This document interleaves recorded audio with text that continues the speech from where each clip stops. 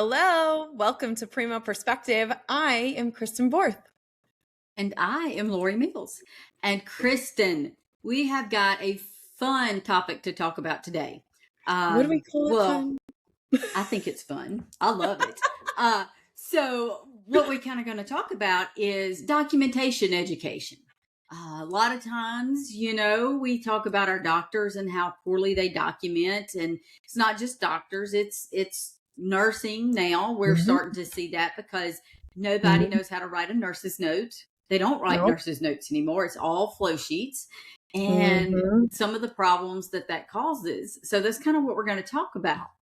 What do you think about that? I think it's a great topic, and it's definitely one that I know colleagues of ours have had some intense feelings on, whether good or bad. Yeah. So tell me what is, the main reason why we're going to talk about this. What would be the reason that we should talk about this? Okay. So the main reason is for good patient care. And you talk about documentation and good patient care. You need good documentation so everybody on the care team knows what's going on. If you're passing that patient off to someone else, they know what's going on and the patient's being taken care of. Now, that's when I'm doing documentation education, that is what I usually tell providers. That's my number one driver is quality care. We all know that's for revenue cycle people, that is not necessarily the number one forethought. Yep. It should be. Quality care should be the number one thought when looking at anything in healthcare. Yeah. From revenue cycle side, we're looking at revenue leakage. Where are we losing money? Why are we losing money? Documentation to defend or to defend or appeal a denial is so important. It's important so you don't get the denial to start with. That's the one thing. Right. We spend so much money fighting denials on the back end when sometimes if we would get our providers to document appropriately, that it would mitigate that. The cases would be defensible and they wouldn't get denied in the beginning. We know there's always going to be denials. Always will be. Yeah. So I just kind of want to talk about that. And from legal perspective of what it is that needs to be documented for providers. I had a boss that used to tell me, it was so funny. I would go educate providers on documentation, and some of them were pretty harsh, and we would get into some tiffs and things like that. And that was my best day. I was like, if I can fight with a doctor, then that's better than sitting behind a desk any day. I used to love it. So what are your thoughts? I mean, you were in HIM, you work in charts. What are your thoughts about the documentation you see? So, the couple things that stand out for me in particular when I've done documentation, when I've been working in coding, is that there's a copy paste problem now that we've got some technology involved. And so while they want to document well, and this was the main thing that I heard. So from my providers, when I would talk to them, like, okay, you literally copied this forward 20 times because maybe this was, a patient we saw a lot. You copied this forward. Was this still valid? Did you check it? Well, I wanted a holistic approach to treating the patient. I wanted to make sure everything was brought together.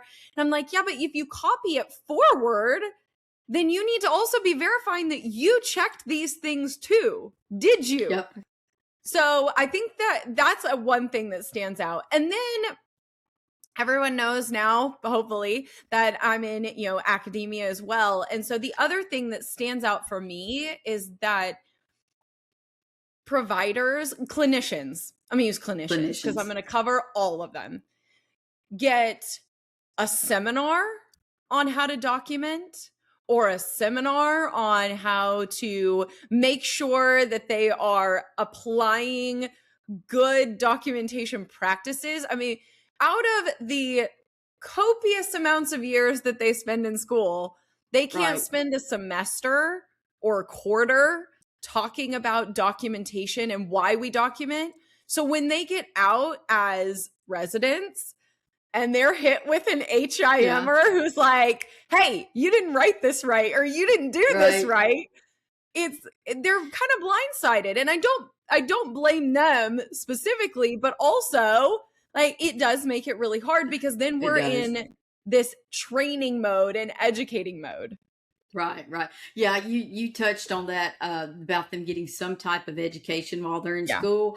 I would settle for one day of education on how to document. I mean, they don't even get that. And I think it's like an hour. Yeah, not much.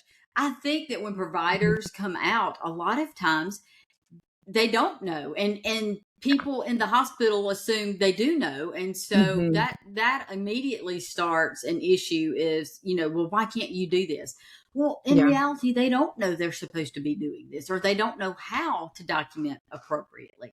So I think having an education program in your hospital or in your organization is very important. And I don't mean just off the cuff education every now and then. I mean, you have a structured education program. Who's going to provide the education? What are we talking about? I've been to a lot of department head meetings or department medical staff meetings where I would get 15 minutes to talk to them about documentation or whatever was going on. And I think we neglect that, and it's hard on our providers. I have to tell you a funny story because we're saying providers, but like you said, clinicians, because I've even seen this in the nursing world now since we've moved to EHRs and not just nursing, it's respiratory therapy, it's everybody. Since we've moved to flow sheets in the EMR, nobody knows what's going on with the patient. I mean, all of the documentation, the daily nurses notes, it's canned documentation. Rarely do you find a narrative that somebody has actually typed out about what's going on with that patient. And I know EMRs, they push that, your nurses won't have to document. You can everything from flow sheets. Well, there's times you can't follow the flow sheet and know what happened to the patient. I had a patient one time that honestly, we were doing hours calculation. And the coder brought it to me and she's like, I don't know what happened to the patient, but they weren't in their bed during it was 3 hours. And I said, what? So we got to digging and looking. And the only way we figured out what happened is because the clinic that adjoined our facility, we could see their documentation too. When you pulled up a patient, you could see it all. That patient had been taken from the observation floor over to the clinic to see a specialist and then had been brought back. And nobody knew that. There was nothing documented in the chart that patient had left the floor and why they had left the floor. We were trying to figure out, well, what happened? Where'd they go? Nobody documented it. And to me, that is something. What if that patient had gotten injured, fell out of the wheelchair or something when they were crossing this bridge or however they got over to the clinic? There's nothing to say that patient left the floor. We've seen things like that. Providers, physicians and NPs and PAs that document about patients. I've actually been looking at a chart and all of a sudden this patient has a major event. There's a code or there's something. There's no documentation about that patient.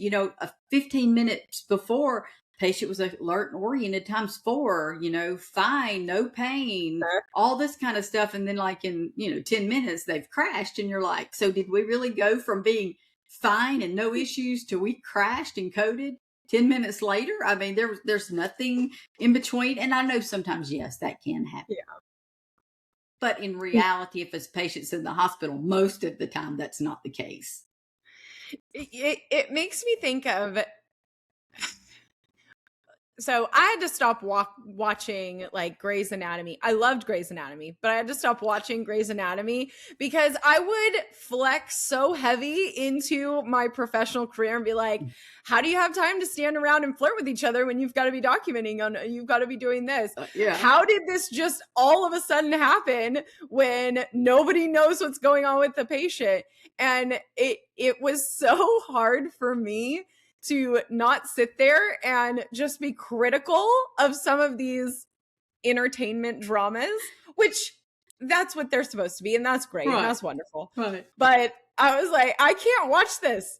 I cannot sit here and enjoy this enough to be like, oh, okay, wow, that would be really bad.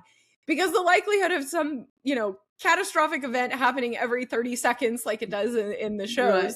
and everyone's always caught off guard and is always, something, was really hard for me. And so it draws me back to like, well, where was the documentation to say that? Or where was the documentation Yep. before? Because it's always, they're coming in, what's happening, and the residents getting, information. Okay, cool. And then they're going back and they're researching. It's not like they're going back and finding previous documentation on a patient. Like, this is what happened 3 years ago. Right. It's always like, well, the internet says this, or the research shows this. And so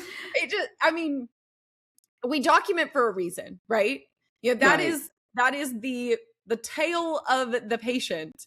And we don't do a great job of bringing it all together all the time. And I hope, TEFCA and all of these, data exchange frameworks will start to pick up so that we do bring it together. But even so, like, you've got a patient, go and look back at what happened with the patient. Right. So, and you talked about Grey's Anatomy. So we have just recently started rewatching ER. Okay. So ER was from the 90s, it was the show. Yes. And so my better half, Sam, is a retired nurse. So if you think looking at it from the HIM standpoint gets annoying, you ought to watch it with a nurse. It's hilarious. But the funny thing about on ER is it was before electronic health records. Yes. It was, and so I can relate to the whole paper charting and all the conversations they're having about paper charting and watching them write on charts. And, one physician told somebody to go to medical records and get all of the charts on this patient, and they come back and it's like a file cabinet full of charts, and I can remember as a file clerk pulling volumes of records to take to the floor, and then the doctor don't even look at them. So it is interesting to watch those old shows. But yeah, I had another instance. You were talking about copy and paste earlier. Yeah. I had a provider, and I always tell them this because I hate copy and paste. And when I'm educating physicians or nurse practitioners or PAs, I say, okay, I hate copy and paste. Don't copy paste if you can. Yeah. I said, but if you do, by goodness, don't copy and paste the date of the previous note into your new note. No. I've actually had a provider do that, like copied the entire note and it pulled the original day and time and everything and put it in the new note. And I was like, did you not even read what you did? Because you would have noticed that you put the old date and time in there, but no, they didn't read it. And I don't think people realize what notes look like when they go out for audit. Yeah. What we see in the EMR is everything pulled together in a progress note a lot of times, and doctors that pull labs in and they pull x-rays in and respiratory notes and things like that from the flow sheets, and they pull all that in, and it makes this nice big long detailed sometimes garbage note. But when it goes to the insurance company or goes out for review, the only thing that goes is the little narrative that the provider did and maybe the physical. All of that other stuff doesn't go. And so when you're releasing records, you have to know, I'm pulling this, but I'm sending this for an evaluation in management review. And none of the stuff that he used to count to get his level is documented on this note. It's just this little plain narrative that he did. So, I think sometimes our documentation does cause us a lot of headache when it comes to denials because there's nothing there to support it. Yeah, I agree. I also think your documentation, I'm loving right now that we are having more private areas for providers to document in and clinicians in general to document in, because I can't tell you how many times going through, providing patients with their records and they're calling things out like, wait, my doctor thinks I'm an a-hole. Or, there were so many things that I found in there. Like, her shoes were ugly. That was literally one thing that she just like Oh, documented. wow. And I was like, what? Why is this in here? And the patient's like, wow. So it's things like that where they're not required and needed. They're not Right. necessary, but they're not documenting the things they need to document, and then they're documenting things that are just wrong or Right. sometimes just I mean. get it. That is funny. I've seen a few things and over the years, that's been documented, and it's like, oh my goodness. And this was a funny one that I saw one time. So the patient, he came to the ER, and the instructions for under the plan was in bed with pelvic rest, I think is what he documented on the chart. It's not what he had intended to put, but that's what he put on the chart, in bed with pelvic rest. I was like, okay. It was one of those when we first started using Dragon, and so what he was saying was not actually what got put on the paper. We talk about setting up an education program for clinicians in your facility. And one of the best resources to be able to do your education is going to be your CDIs. Most of the time, CDIs programs are hybrid, so they're making rounds on the floor, and they can talk to their physicians and educate them. And I've always said, if you've got something you need to educate a physician on, try to keep it short and sweet and be confident in your delivery. If you're documenting or teaching them about respiratory failure, they know the clinicals behind what supports respiratory failure, but they may not know how to document that appropriately in the encounter. So using staff to be able to build those relationships with providers and educate them will help you improve your documentation and reduce your denials in the long run. Yeah. I know we have a client in California that we have done some physician education or provider education for, and we do at Primo, we have a group of physicians that can go in and do that education as well, not just us, but the physicians. And it's impressive the things that they're telling providers how to document, and the providers are just looking at them going, I'm not doing that. I'm not doing that. And you're like, I'm trying to save you headache down the road from having to do a peer-to-peer, or, you have all these inpatients that are being downgraded to observation stays. And a lot of that amounts to, yes, these patients are really sick, but are we painting a picture of how sick that patient really is? And that's the key to documentation, is painting the exact picture of that patient, so that the provider, or the physician at the insurance company can determine that this patient is really sick, even though they're not at bedside or seeing that patient. That's a whole nother story of, somebody that's not involved in patient care making a determination about someone's care when they've never laid eyes on the patient. Oh, for sure. You brought up how to put it together, and we've had some interesting conversations. Well, you have had some interesting conversations about the way CDI programs should be set up to help with documentation. Right. And we've had to really battle to have any coders or HI professionals involved, because oftentimes they want them to be nurses or physicians as well. Can you help paint that picture as to why we would want, coders and HI professionals as well as the clinicians? Because we come together to support the clinicians as a whole. So what would be the reasoning behind that? Why would we want more involvement there? A lot of that comes to, so HIM started CDI. I mean, we were the first CDIs, and we started that inpatient coders.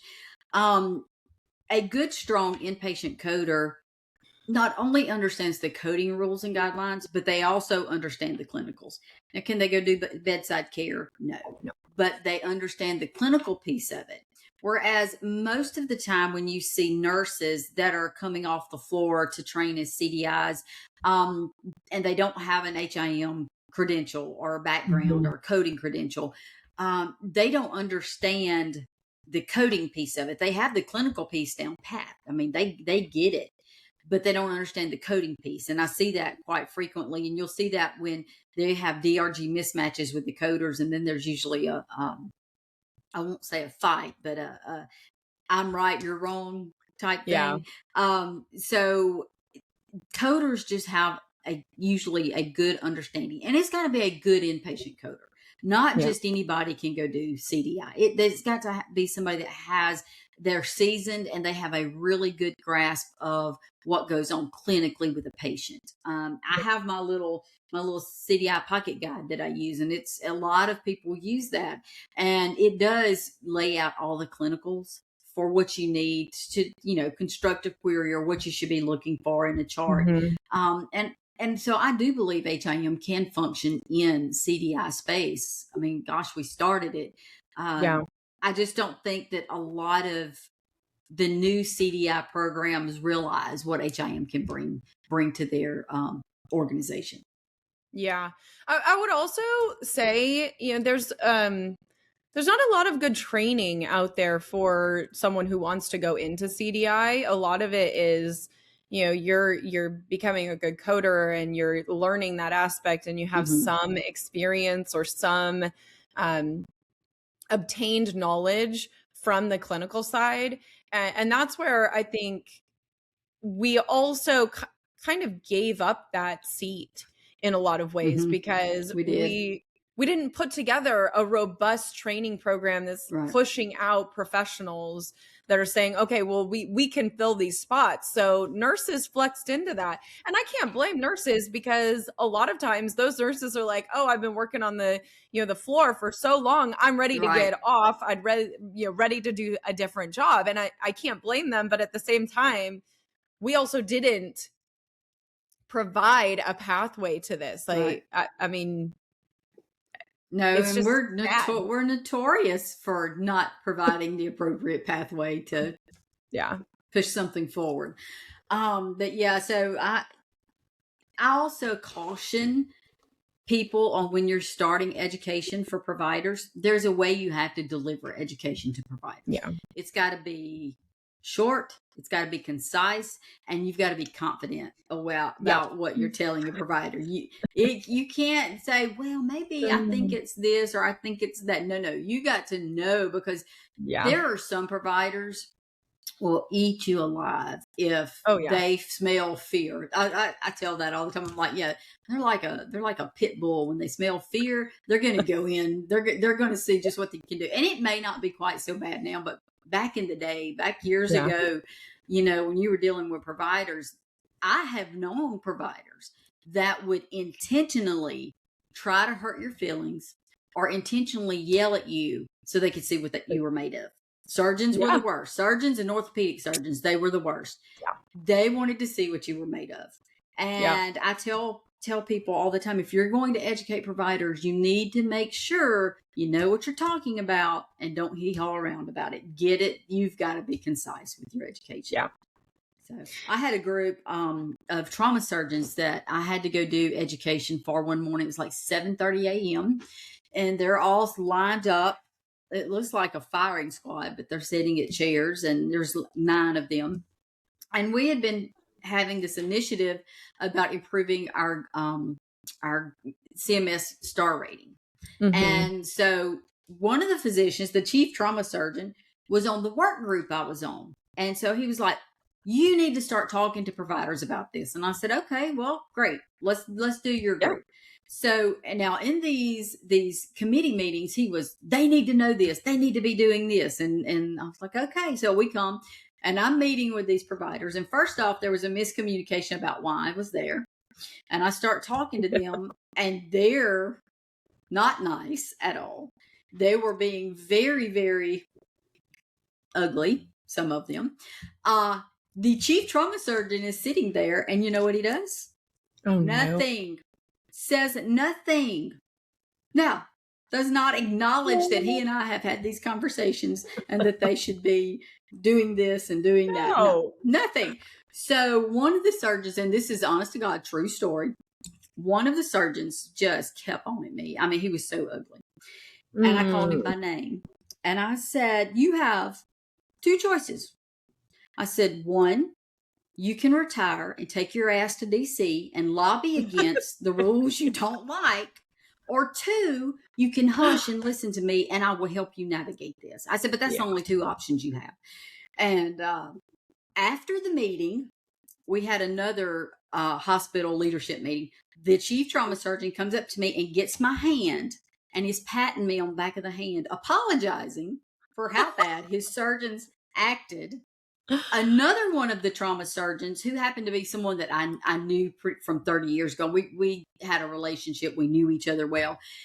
He calls me on his way home to Oh, no. apologize for how he acted in the meeting. So I was validated in that, yes, they were really being terrible. Oh my goodness. But you know what? That was one of my most favorite days ever working at that organization. I had so much fun. It was fun.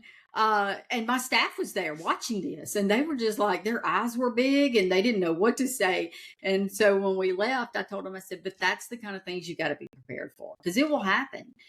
But all of those providers trusted me, even though they gave me such a hard time. Eventually, they understood why we were doing it, and Yeah. they began to trust. And having a provider call your personal line and say, "Hey, I have this. How do I document it Oh, yeah. to make it appropriate?" And so that was always a validation of what we're doing is working, and that the guys or the docs are getting it. So Yeah. that's one of my fun stories. From the clinical side, like, we see that a lot. We see the struggles with that a lot. But I think Mm-hmm. from the administrative side, sometimes, like, the CFO sees this as just additional work. Like, why Oh would yeah, I, be doing this, like, paying for a department that's helping my providers document when my yeah. providers are documenting already? Why do I need this? I would love your stories on dealing or helping the C-suite or, administrative naysayers of why we need CDI, even though it's not like it's totally new. We've been doing this for a No. Mm-hmm. while, but we still get that pushback of like, well, we're not going to pay for that. Well, why would we pay for this? Mm-hmm. What are some of your tricks that you use to get C-suite people to see what we need to do? One really good one is if you have a physician that is a champion that can talk Yeah, and go in and talk that language with them.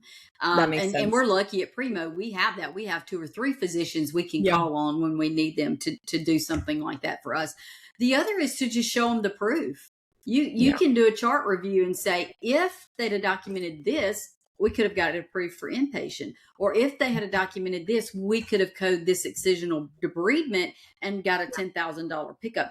When you're speaking to a CFO, you got to show him where the money is. Mm-hmm. You have to.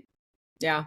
So, sending queries to providers. I've seen providers, you send them a query, they'll give you some smart aleck response, won't answer it, and that response will cost you $8,000 because it was something you were trying to get documented. That's the things you have to take to the CFOs for them to understand the importance of an education program in your organization. That's awesome. Yeah. Yeah. I also think that, I mean, aside from the numbers, because of course you hit the head, the nail on the head with providing them the numbers. I also think that it's really important for them to see from our side how many, and this is numbers as well, but like how much work is being put in on the back end when you don't have a CDI program. Yeah. Like, what your It's a staff lot. are doing. It's a lot. Yeah. I mean, I've already mentioned on a previous episode seeing, denials shoved behind a filing cabinet because I just didn't want to deal with them. Like, Right. that is part of it, and part of that robust explanation of why you need this and why you have to do this, so that your hospital functions well, but also so the patient care is quality and top notch. Right. Right. And that's what I tell providers. So I usually have two different languages. One is my revenue cycle language, where it's with I'm the CFO, the rev cycle director. We're talking dollars because that's what they understand. When I'm presenting to physicians, even though it is related to reimbursement, I never put reimbursement as my number one reason for talking to a provider. It is always quality care, their quality scores, patient care transfer from one provider to another. That's what I talk about when I talk about to a physician or to a clinician, is how it impacts patient care. Because I do have examples of things happening to patients because stuff was not documented. You talked about copy and paste. I had seen a patient one time got a dose of chemo in the hospital because they had copied and pasted prior notes forward. The patient it was an oral chemo drug, but the patient had finished their chemo cycle, but because the copy and paste was used, it showed that patient was receiving that drug, and they gave that patient that drug in the hospital. Oh my goodness. Yeah. Yeah. So, you brought brought up is a big one.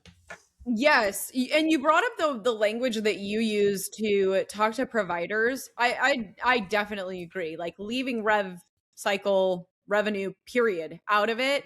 And I always lead like you with conversations about patient safety and protecting the patient.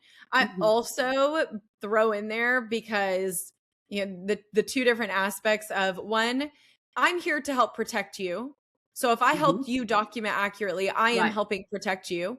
And two, I'm also here to help you preserve your pajama time and like keep it small so that you can go and do what you want to do. So when I'm trying to frame something to a provider in that way, or previously, I haven't done this in a while, but previously it was always I know you don't want to be here with me, but if you documented this the first time and you learn it now, we won't be here again on this same topic. We'll be here on something else, but then we can just keep knocking them out, and you're going to get faster and more efficient at this. And I think that's something providers oftentimes think we're stalking them to get them to do something to just take up their time, not to actually, help them. I had a provider.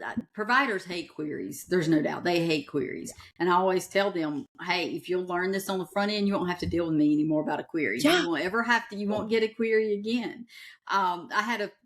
This is another story from, gosh, it's been 30 years ago. There was this one surgeon that I worked with. He was awful. He could be fun to talk to, but he was an awful person. He would go down to our endoscopy lab, and our dictation system, you had to hit *9 to hang up the line. And if you did not do that, it would hold that line open for like five minutes, I think. He would intentionally open all of the lines on the dictation system and then call the department yelling, wanting a handheld recorder so he could do his little handheld. Oh, we used to fight. Oh, well, he got mad. Yes, he got mad one day about, and this was before queries. I don't even remember I think it was when we first started electronic signature. But he got mad one day, and he was talking about how we showed other physicians preference over him, which might have been true or may not.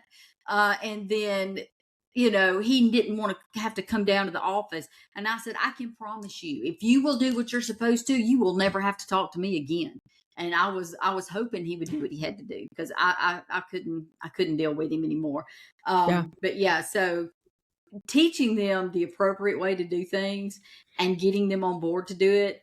Then one of the easiest things, it's not easy, but one of the best things to do is get a physician champion within the organization that understands what you're trying to do and believes in it, and they can help you teach your other clinicians. So there's a lot to provider education. I love doing it.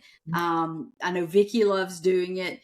But there is a lot that goes into it. And if you need a provider education program structure or just some advice on it, reach out. We'll be happy to help you with that. Yeah. And I think we're getting about time, Kristen. It looks like we've been here about 40 minutes. Yes. Yeah. This was really good. I think helping to frame the picture from both sides is really positive. So thank you, Lorie. I think so too. Well, anytime, Kristen. And I hope you all have a wonderful, wonderful week. Thanks. You too. Well, See All you right. next time.